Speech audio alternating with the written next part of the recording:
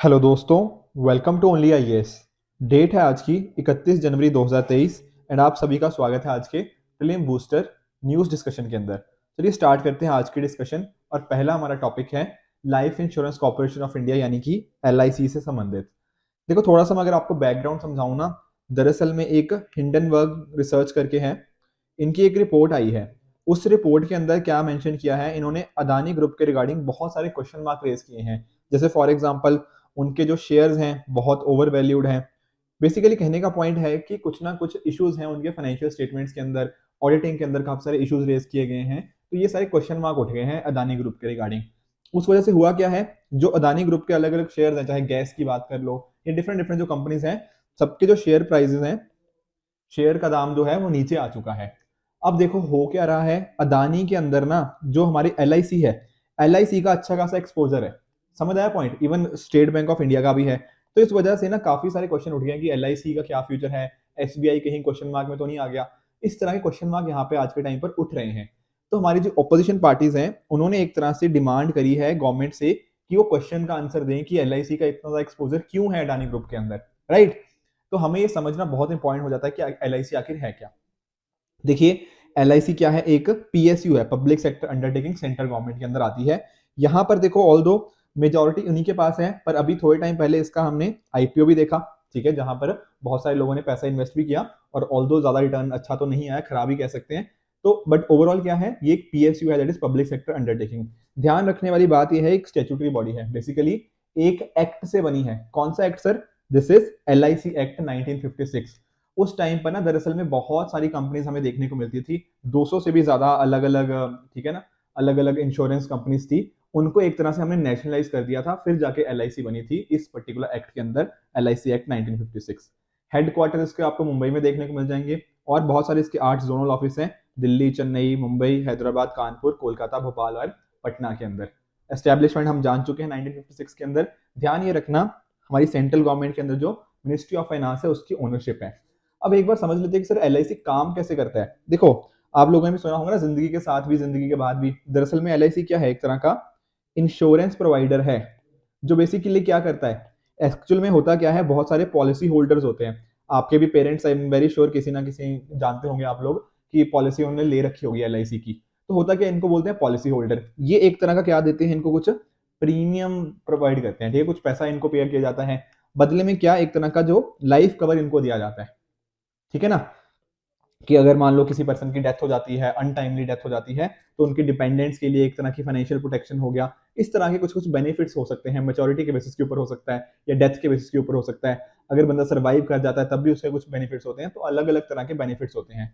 अब समझना ये है कि जब ये पॉलिसी होल्डर्स ने इनको प्रीमियम दिया, एलआईसी उसका करता क्या है। देखो एलआईसी दरअसल में अलग अलग जो मार्केट लिंक्ड फंड्स हो सकते हैं, ठीक है, या फिर गवर्नमेंट सिक्योरिटीज हो सकती हैं, उनके अंदर पैसा इन्वेस्ट करता है एंड उस बेसिस के ऊपर जो रिटर्न्स आती हैं, तो वो क्लेम के जो सेटलमेंट होता है उसके लिए उनको यूज किया जा सकता है। ये होती है ओवरऑल वर्किंग।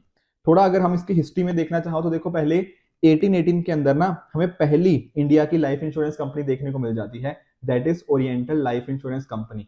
पर ये इंडिया की नहीं थी, मतलब समझ रहे हो, एस्टैब्लिश इंडिया में हुई है पर ये इंडियन कंपनी नहीं थी। इंडियन कंपनी कब आई? 1870 के अंदर, Bombay mutual life insurance society. इसके बाद 1912 के अंदर हम एक एक्ट लेकर आए, फर्स्ट स्टेट्यूट था ये, Indian life insurance companies act, ताकि जो इंश्योरेंस का बिजनेस है, ठीक है, लाइफ इंश्योरेंस का जो बिजनेस है, इसको एक तरह से रेगुलेट किया जा पाए। उसके बाद 1928 के अंदर एक इंडियन इंश्योरेंस कंपनीज एक्ट आता है, ताकि जो भी चाहे लाइफ हो चाहे नॉन लाइफ इंश्योरेंस हो, इसके रिगार्डिंग एक तरह का इंफॉर्मेशन गवर्नमेंट के पास आए। फिर देखो उसके बाद भी इंश्योरेंस एक्ट आता है, पर जो मेजर सबसे इंपॉर्टेंट चीज होती है वो 1956 का ही एक्ट होता है, जो एलआईसी एक्ट मैंने आपके साथ डिस्कस किया, जहां पर गवर्नमेंट एक चीजों को, अलग अलग जो कंपनी थी उनको नेशनलाइज कर देती है एंड एक इंश्योरेंस सेक्टर का एक डिफरेंट प्रारूप हमें यहाँ पे देखने को मिलता है। ठीक है, एक क्वेश्चन देखते हैं इकोनॉमी से संबंधित ही। यहाँ क्या पूछा है, which of the following factors और policies were affecting the price of rice in India in the recent past. देखो कई बार ना हमें इस तरह के क्वेश्चंस का आंसर नहीं पता होता, हमने कभी पढ़ा नहीं होता, पर आप खुद ना थोड़ा लॉजिक लगाओ। चावल का दाम ऊपर नीचे हो रहा है, यही पूछ रहा है क्वेश्चन के अंदर कि किस पर्टिकुलर पॉलिसी के अंदर। देखो खुद सोचो, एमएसपी, क्या एमएसपी बढ़ाने से चीजों का दाम ऊपर नीचे होगा या नहीं होगा? Answer is yes. राइस का मान लो अगर आपने एमएसपी बढ़ा दिया, उसका इंपैक्ट होगा या फाइनल कस्टमर के ऊपर नहीं होगा? आंसर इज बिल्कुल होगा। तो ये तो देखो लॉजिकली ही ठीक आएगा। गवर्नमेंट ट्रेडिंग, कई बार गवर्नमेंट हो सकता है कुछ मतलब ट्रेडिंग इसकी हो सकता है, कई बार एक्सपोर्ट किया जाता है कुछ चीजों को, उसके बेसिस पे क्या होता है चीजों की जो सप्लाई है उसके ऊपर चेंजेस आ सकते हैं। सप्लाई डिमांड का जो एक तरह का बैलेंस होता है उसके अंदर ऊपर नीचे चेंजेस आएंगे, तो चेंजेस आएंगे तो क्या होगा? प्राइस ऊपर नीचे होगा। गवर्नमेंट एक तरह से अपने पास स्टॉक पाइल बना के रख सकती है, तो ये भी बात ठीक है। उसी तरह से कंज्यूमर सब्सिडीज दी जाती है गवर्नमेंट की तरफ से, तो वो भी एक तरह से प्राइस ऑफ राइस को इम्पैक्ट करेंगी, क्योंकि सप्लाई डिमांड का पैटर्न चेंज हो गया ना, तो राइस भी का जो प्राइस होगा वो भी चेंज होगा। तो डेफिनेटली चारों के चारों ऑप्शन डी 1 2 एंड 3 इस आंसर में करेक्ट होगा। पॉइंट क्या है, बहुत सारे क्वेश्चन अगर आपके लॉजिक अच्छा है ना तो एग्जाम में आप उनको आसानी से कर जाओगे। इन क्वेश्चन को ना याद नहीं करना होता कि अच्छा क्या क्या चीजें प्राइस राइस को इफेक्ट करती है, नहीं। अगर लॉजिक अच्छा है, अगर आप समझते हो चीजों को, तो डेफिनेटली आपको आंसर इसका मिल जाएगा। चलते हैं अगले टॉपिक की तरफ, दैट इज अमृत उद्यान। देखो एक दो दिन हो गए ऑल दो इस पर्टिकुलर चीज को, पर ये एक न्यूज मुझसे मिस हो गई थी, तो मैंने सोचा आज मैं इसको कवर कर दूं। तो यहाँ देखो क्या हुआ है, जो मुगल गार्डन है उनको नाम चेंज कर दिया गया है और इनका नाम अब क्या होगा? अमृत उद्यान। दरअसल में है क्या, जो राष्ट्रीय भवन के, ठीक है ना, आप देख सकते हो यहाँ पे पिक्चर के अंदर भी, राष्ट्रीय भवन जो गार्डन है उनको पॉपुलरली मुगल गार्डन कहा जाता था, अब उनका नाम क्या हो गया है? अमृत उद्यान। ध्यान ये रखना, इसको डिजाइन किया गया था बाय एडविन लुटियंस। आप बोलते हैं ना लुटियंस दिल्ली, ठीक है, बहुत ही पॉपुलर फ्रेज है। तो ये एडविन लुटियंस के द्वारा इनको डिजाइन किया गया था, और जो स्प्रिंग टाइम होता है उस टाइम पर लोगों के लिए इसको ओपन किया जाता है। एक इंपॉर्टेंट चीज हमें जो समझनी है आर्ट एंड कल्चर के पर्सपेक्टिव से, कि इन जो गार्डन का स्टाइल है दैट इज चार बाग स्ट्रक्चर के थ्रू बनाया गया है, जो कि पर्शियन गार्डन से इन्फ्लुएंस है। दरअसल मैं समझाता हूँ चार बाग गार्डन क्या होता है। एक तरह से नोटिस करो, मान लो इधर एक बाग है, एक इधर बाग है, एक इधर बाग है और एक इधर बाग है, ये चार बाग हुए, ठीक है ना। इसके बीच में कुछ या तो चलने के लिए कुछ होगा, ठीक है ना, इस तरह की चीजें होंगी, या फिर हो सकता है कुछ फाउंटेन्स वगैरह हो, फ्लोइंग वाटर हो, इस तरह की चीजें तो हुए ना, एक दो तीन, तो चार बाग नाम वहां से आया है। तो इस तरह के जितने भी स्ट्रक्चर होते हैं, जो टाइप ऑफ गार्डन होते हैं, उसी को चार बाग स्ट्रक्चर बोल दिया जाता है। तो जो मुगल एम्पायर के फाउंडर थे बाबर, ठीक है, 1526 के अंदर हमें देखने को मिलता है। तो यहाँ पर उनके जो फेवरेट टाइप ऑफ गार्डन थे वो दरअसल में चार बाग ही थे। दिल्ली के अंदर आपको बहुत सारे इस टाइप के गार्डन्स देखने को मिल जाते हैं। चलते हैं नेक्स्ट टॉपिक की तरफ, दैट इज सेना स्पेक्टेबिलिस। देखो कई बार ना यूपीएससी ने ऐसे क्वेश्चन पूछ लिए हुए हैं कि मान लो ये पर्टिकुलर वर्ड न्यूज में था, इसका मीनिंग क्या होता है या किस चीज से रिलेटेड है। यहाँ पर बहुत ज्यादा टेक्निकल क्वेश्चन नहीं आते, यहाँ पर बस नाम पता हो उससे आंसर निकल जाता है। तो देखो जो एनसीबीआई है, that is nodal centre for biological invasion, इन्होंने जो KFRI at Kerala forest research institute, उन्होंने एक प्लान निकाला है कि जो सेना स्पेक्टेबिलिस है उसको कैसे हम एक तरह से एरेडिकेट कर पाए। दरअसल में समझने की कोशिश करना, ये क्या है, एक तरह के इन्वेजिव स्पीशीज है, इन्वेजिव प्लांट्स कह लो। तो इन्वेजिव क्या होते हैं, देखो एक होता है नेटिव स्पीशीज, नेटिव मतलब जो उसी पर्टिकुलर जगह पे होते हैं, ठीक है, बेसिकली जो उसी पर्टिकुलर के लोकल जो स्पीशीज होती हैं। अब जो इन्वेजिव प्लांट्स होते हैं ना, वो नॉन नेटिव होते हैं, वो उस जगह पर हमें नेचुरली नहीं फाउंड किए जाते, और इनकी एक तरह से टेंडेंसी होती है कि ये जरूरत से ज्यादा ग्रो कर जाए, ठीक है ना। और जरूरत से ज्यादा ग्रो करेंगे तो क्या हो जाएगा, चीजें हो जाएंगी आउट ऑफ कंट्रोल। उस वजह से हो सकता है इनके साथ कंपीट करें और ये नेटिव जो स्पीशीज हैं ये खत्म हो जाए। तो इस तरह की चीजों को हम अक्सर बोल देते हैं क्या, इन्वेजिव स्पीशीज। अब अगर थोड़ा ये जो सेना स्पेक्टेबिलिस है, दरअसल में ये भी एक इन्वेजिव प्लांट ही है। थोड़ा अगर और आप समझना चाहते हो तो एक डेसिडियस ट्री है, जैसे हम जानते भी हैं कि अपने इनको शेड कर दिया जाता है। इसके साथ ही नेटिव कहां पर है, ट्रॉपिकल एरियाज ऑफ अमेरिका, ठीक है, आप पिक्चर में देख भी सकते हो। 15 से 20 फीट की हाइट तक ये ग्रो कर सकते हैं। और यहाँ पर जो पॉलिनेशन होता है ना, बेसिकली आप जानते हो पॉलिनेशन का मीनिंग, जो प्लांट का जो एंथर होता है वहां से स्टिग्मा तक का जो होता है, ठीक है, ट्रांसफर ऑफ पॉलन उसको बोलते हैं। तो काफी इनकी हाई फास्ट ग्रोथ रेट होती है, और बीज के द्वारा इसका पॉलिनेशन हमें देखने को मिल जाता है।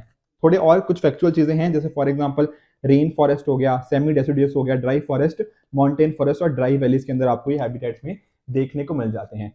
दरअसल में ना इनका यूज ज्यादा कुछ नहीं होता, बस होता क्या है, अट्रैक्टिव होते हैं थोड़े, ठीक है, देखने में बहुत अच्छे होते हैं, पर प्रैक्टिकल पर्पसेस इनका ऑलमोस्ट जीरो ही होता है। काफी ब्राइट होते हैं, यहाँ पर आप नोटिस भी किया ना, ब्राइट येलो कलर के होते हैं, पर एक्चुअल में इनका अगर प्रैक्टिकल यूज देखें तो ऐसा कुछ नहीं है। इनको बहुत सारे नामों से जाना जाता है, गोल्डन वंडर ट्री, वो नाम ना यहीं से आया है इनकी पिक्चर से ही। इसके अलावा अमेरिकन कैसिया, इस तरह के नाम यहाँ पे देखने को मिल जाते हैं। अब कुछ जो प्रैक्टिकल पर्पसेस वैसे तो नहीं है, पर मेडिसिनल पर्पसेस के लिए डेफिनेटली इसके यूजेस हो जाते हैं। जैसे फॉर एग्जांपल आपने दाद सुना होगा ना, दाद, दरअसल में उसको रिंग वॉर्म बोलते हैं इंग्लिश के अंदर, एक तरह की ये फंगल डिजीज होती है। तो उसको ट्रीट करने के लिए कई बार इसको यूज कर लिया जाता है। कई बार कुछ स्किन डिजीज होती है उसको ट्रीट किया जाता है। या फिर आपने सुना होगा ना एपिलेप्सी, बेसिकली जो मिर्गी का दौरा नहीं होता, तो मिर्गी जैसी चीजों को ट्रीट करने के लिए जो सीजर्स आते हैं, उस तरह के डिसऑर्डर्स हो गया, नींद ना आना हो गया, ठीक है, कॉन्स्टिपेशन हो गया, एग्जाइटी हो गया, इन पर्टिकुलर चीजों के लिए इनको यूज कर लिया जाता है। बात करें IUCN स्टेटस की, तो दैट इज लीस्ट कंसर्न यहां पे देखने को मिलता है। अगले टॉपिक की तरफ चलते हैं, दैट इज फाइनेंस कमीशन। तो जो सेंटर है उसने रोल आउट कर दिया एक तरह से प्रोसेस 16th फाइनेंस कमीशन को सेटअप करने का। अब ये जो फाइनेंस मिनिस्ट्री है ये अलग अलग टर्म्स लेके आएगी कि इस तरह से इस पर्टिकुलर बॉडी के लिए क्या क्या रिकमेंड करना है, वो सारी चीजें। देखो, उससे समझने से पहले थोड़ा फाइनेंस कमीशन को हम समझना जरूरी है। अगर आप अपने कॉन्स्टिट्यूशन के आर्टिकल 280 के अंदर देखोगे ना, तो आपको नोटिस करने को मिलेगा वहां लिखा हुआ है कि जो भारत के प्रेसिडेंट है वो कॉन्स्टिट्यूट करेंगे फाइनेंस कमीशन हर 5 साल बाद अंडर आर्टिकल 280। देखो, ये 5 साल बाद भी हो सकता है या बिफोर 5 इयर्स भी पॉसिबिलिटी है, ठीक है ना। तो हर 5 साल बाद तो करना ही है, उससे पहले भी हो जाए तो पहले भी किया जा सकता है। तो एक बात तो पहले समझ आ गई कि सर ये क्या है, आर्टिकल 280 के अंदर एक कॉन्स्टिट्यूशनल बॉडी है। जो भी यहाँ पर अलग अलग लोग होते हैं, जैसे मैं अगर आपको थोड़ा बताऊं, एक यहाँ पर हमें चेयरमैन देखने को मिलते हैं और 4 यहाँ पे और मेंबर्स हमें देखने को मिल जाते हैं। ये सारे के सारे हमें अपॉइंट होते हैं किसके द्वारा, प्रेसिडेंट साहब के द्वारा। इसके साथ ही जो पहला फाइनेंस कमीशन है वो 1951 में सेटअप किया गया था। अब इनका काम क्या होता है, देखो जितना भी फाइनेंसेस आया उनको थोड़ा इवेल्युएट करना, इसके साथ ही जो भी नेट प्रोसीड ऑफ टैक्सेस है, ठीक है, जो टैक्सेस का नेट प्रोसीड होता है उसको किस तरह से डिवॉल्व करना है। हॉरिजेंटल डेवोल्यूशन क्या होना चाहिए, हॉरिजॉन्टल मतलब इस तरह से, ठीक है ना, और वर्टिकल सेंटर और स्टेट्स के बीच में कितना डिवॉल्व करना है, विद इन द स्टेट्स कितना होना है, बेसिकली जो हॉरिजॉन्टल और वर्टिकल डेवोल्यूशन कितना होना चाहिए, ये सारी चीजें इनके द्वारा ही डिटरमिन कर जाते हैं। क्या प्रिंसिपल होना चाहिए, क्या क्राइटेरिया हमने यूज करना है, पॉपुलेशन को कितने परसेंट देने हैं, ये सारी चीजें इनके द्वारा इंश्योर करी जाती हैं। यही इनके ऑब्जेक्टिव और यही इनके कहीं ना कहीं फंक्शंस बन जाते हैं, राइट। तो कमीशन को जैसे मैंने आपको बताया था हर 5वें साल इनको अपॉइंट किया जाता है और चेयरमैन और 4 मेंबर यहाँ पे देखने को मिल जाते हैं। इसके अलावा जैसे फॉर एग्जांपल कई बार ना हमारे पास, जैसे आप जानते हो हमारे पास स्टेट फाइनेंस कमीशन भी होते हैं, तो उनके रिगार्डिंग अलग अलग उनको रिकमेंड करना कुछ चीजें हो सकता है। फॉर एग्जाम्पल पंचायत और म्यूनिसपैलिटीज के पास रिसोर्सेज कैसे आ पाए, ये सारी रिकमेंडेशन भी इनके द्वारा दे दी जाती हैं। इसके अलावा अगर प्रेसिडेंट साहब इनको कोई और मैटर रिकमेंड करना चाहिए या पूछना चाहें तो वो भी हो सकता है। अब एक बात नोटिस करना कि इन्होंने अपनी रिकमेंडेशन तो दे दी, पर वो सिर्फ एडवाइजरी होती है और बाइंडिंग नहीं होती। गवर्नमेंट चाहे तो उनको माने, नहीं चाहे तो ना माने, तो गवर्नमेंट की मर्जी होती है, फाइनल कॉल गवर्नमेंट का ही होता है। पर ये जो इनकी रिकमेंडेशन होती है वो एडवाइजरी होती है, दे आर नॉट बाइंडिंग। इसके साथ ही एक चीज और नोटिस करिएगा, अगर आपको कोई पूछे कि क्या सर ये एक परमानेंट बॉडी है, तो द आंसर इज नो, ये एक परमानेंट बॉडी नहीं है। ये एक तरह की एक एड हॉक बॉडी होती है जो हर 5 साल बाद करी जाती है या फिर उससे पहले भी करी जा सकती है। अब जो 5 लोग बताए ना मैंने कि एक चेयरमैन हो गया और इसके साथ 4 मेंबर्स हो गए, इनकी ना कुछ क्वालिफिकेशन होनी चाहिए। वो क्वालिफिकेशन क्या दे रखी है, जो चेयरमैन साहब होंगे वो क्या होंगे, he must be a person जिनका पब्लिक अफेयर्स के अंदर अच्छा खासा एक्सपीरियंस हो। इसके अलावा जो बाकी के 4 मेंबर हैं उनमें से एक है कि वो हाई कोर्ट के जज को बनने के क्वालिफाई करने हो, ठीक है ना, जो उनकी अलग अलग क्राइटेरिया होता है हाई कोर्ट के जज का, वो उसको पास करें। इसके साथ ही जो गवर्नमेंट के फाइनेंस हो गया, गवर्नमेंट के अकाउंट हो गया, उनकी अच्छी नॉलेज हो। तीसरी चीज, उनको एडमिनिस्ट्रेशन और फाइनेंशियल एक्सपर्टीज के अंदर अच्छा एक्सपीरियंस हो। एंड लास्ट, जिनको इकोनॉमिक्स की नॉलेज हो। तो 4 मेंबर्स ये वही हो सकते हैं जिनके पास ये पर्टिकुलर क्राइटेरिया को फॉलो करेंगे। इसके अलावा अगर आप नोटिस करो, ठीक है, जो टर्म ऑफ ऑफिस है वो एक तरह से आप नोटिस कर सकते हो कि उनको स्पेसिफाई किया जाता है बाय द प्रेसिडेंट, और इसके साथ ही रीअपॉइंटमेंट भी यहां पर पॉसिबल है, ठीक है ना। तो जैसा मैं आपको बता भी रहा था, या तो 5 साल के बाद होगा या उससे पहले भी किया जा सकता है अगर प्रेसिडेंट साहब को लगता है। तो ये हो गया फाइनेंस कमीशन के बारे में। अब यहां पर देखो 2014 में क्वेश्चन आया था कि इन 5 में से कौन पर्टिकुलर ऐसे इंस्टीट्यूशंस हैं जो प्लानिंग के साथ रिलेटेड हैं। देखो, आप आजकल जैसे नीति आयोग जानते हो ना प्लानिंग के रिगार्डिंग, आजकल तो नीति आयोग का काम ही बहुत ज्यादा बढ़ गया है, ठीक है ना। पर उसके पहले हमें देखने को मिलता था जो प्लानिंग कमीशन, उसके साथ ही प्लानिंग कमीशन की एक बॉडी होती थी एनडीसी, नेशनल डेवलपमेंट काउंसिल। दरअसल में जो बॉडीज थी ये प्लानिंग के साथ ही लिंक थी। उसके अलावा अगर आप नोटिस करोगे जो पार्लियामेंट है, तो पार्लियामेंट का तो काम ही यही चीजें हैं, ठीक है ना। तो 2 और 5 तो यहाँ पर पक्का ठीक है। Whereas on the other hand जब हम फाइनेंस कमीशन की बात करें तो डायरेक्टली प्लानिंग के साथ हम इसको लिंक नहीं मान सकते।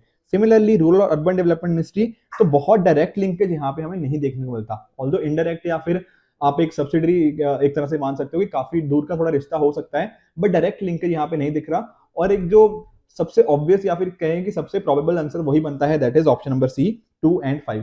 थोड़ा सा कंट्रोवर्शियल क्वेश्चन था उस साल का, काफी लोगों का लगता था कि ऑप्शन डी होगा, पर यूपीएससी ने फाइनली आंसर इसका ऑप्शन सी 2 एंड 5 ही दिया था। अगले टॉपिक की तरफ चलते हैं, दैट इज केल्प फॉरेस्ट। अब देखो एक नई स्टडी आई है जिसके हिसाब से क्या है, जो केल्प फॉरेस्ट है ना वो कम हो रहे हैं बिकॉज ऑफ क्लाइमेट चेंज।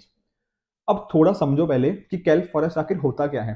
देखो केल्प फॉरेस्ट क्या होते हैं, these are under water ecosystem. ये पिक्चर देख रहे हो ना, ये पिक्चर दिमाग में रखना, ये क्या है, अंडर वाटर है, ठीक है, ऊपर नहीं होते, ये नीचे होते हैं, नीचे फॉरेस्ट होते हैं और बहुत इंपॉर्टेंट हो जाते हैं। क्यों इंपॉर्टेंट हो जाते हैं? क्योंकि यहाँ पर बहुत अच्छी खासी हमें बायोडाइवर्सिटी देखने को मिलती है, ठीक है, इनकी प्रोडक्टिविटी बहुत अच्छी खासी होती है, ठीक है, और बहुत ज्यादा मतलब बेसिकली कहने का मतलब है रिलेटिवली शैलो वाटर्स के अंदर होते हैं, बेसिकली बहुत डीप नहीं होते ये, ठीक है, बहुत ज्यादा डिफरेंस नहीं होता टॉप और बॉटम के बीच में, ऐसा नहीं होता, ठीक है, तो रिलेटिवली शैलो वाटर्स के अंदर देखने को मिलते हैं। जो लार्ज ब्राउन एल्गी सीवीड्स हैं वहां पर हमें देखने को मिलते हैं, जो कूल एरियाज में हमें ये पाए जाते हैं। तो ये सारी चीजें हमें इसके रिगार्डिंग पता होनी चाहिए और इंपॉर्टेंट इसलिए हो जाते हैं कि दुनिया का ना सिर्फ 0.1% एरिया, जो सरफेस एरिया है वहां पर ये देखने को मिलते हैं, पर प्रोडक्टिविटी बहुत अच्छी आती है क्योंकि 0.9% यहाँ पे ग्लोबल प्राइमरी प्रोडक्टिविटी देखने को मिल जाती है।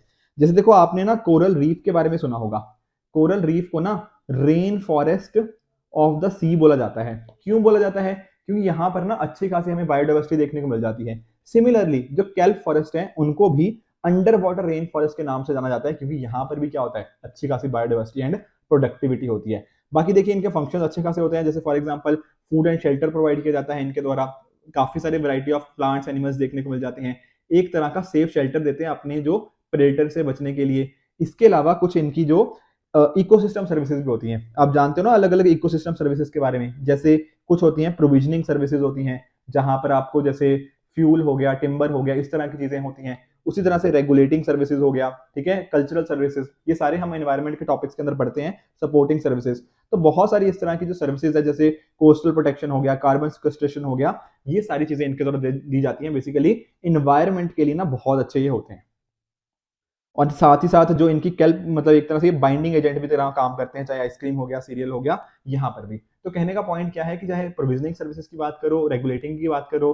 कल्चरल सर्विसेज की बात कर लीजिए, या फिर इवन सपोर्टिंग सर्विसेज के अंदर भी इनका एक अच्छा खासा रोल हमें देखने को मिल जाता है। तो जरूरत क्या है, क्लाइमेट चेंज से जो इनकी जो मात्रा कम हो रही है उसको हम रोकें और उसकी तरफ अच्छे से वर्क करें, राइट।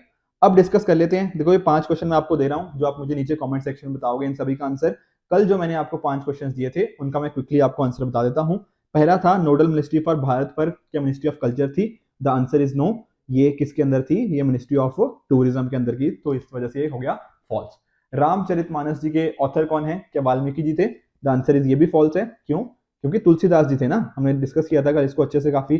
T+1 सेटलमेंट क्या 1 मंथ था? नहीं, ये 1 डे था। मैंने बताया था ना 1 वर्किंग डे या फिर 24 आवर्स, तो ये भी स्टेटमेंट गलत है, ये भी फॉल्स हो जाएगा। डिमेंशिया मेमोरी लॉस से associated, the answer is yes, ये बिल्कुल सही है। लेप्रोसी बैक्टीरिया की वजह से, ये आंसर भी बिल्कुल ठीक हो जाता है, तो ये भी आंसर इसका ट्रू है। तो कल वाले ये आंसर हो गए। इन पांचों का आप मुझे नीचे कमेंट सेक्शन में आंसर बताओगे, ठीक है फ्रेंड्स। अगर आप इस पर्टिकुलर लेक्चर की पीडीएफ डाउनलोड करना चाहते हो तो हमारे टेलीग्राम चैनल पे जाके डेफिनेटली डाउनलोड कर सकते हो। इसके अलावा एक जस्ट एक छोटी सी चीज, आज देखो 31 जनवरी है, तो आज ही इकोनॉमिक सर्वे भी आया है, तो हमारे चैनल के ऊपर इसके रिगार्डिंग वीडियो भी अवेलेबल है, आप उसको जाकर भी देख सकते हो। काफी अच्छे से मैंने कोशिश करी है आपको एक्सप्लेन करने की।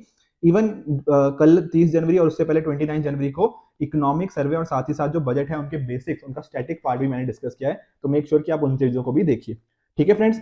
आई होप आपको आज का लेक्चर बहुत अच्छे से समझ आया होगा। इसी तरह से आप भी अपने एंड पे हार्डवर्क करते रहिए। Goodbye and good luck.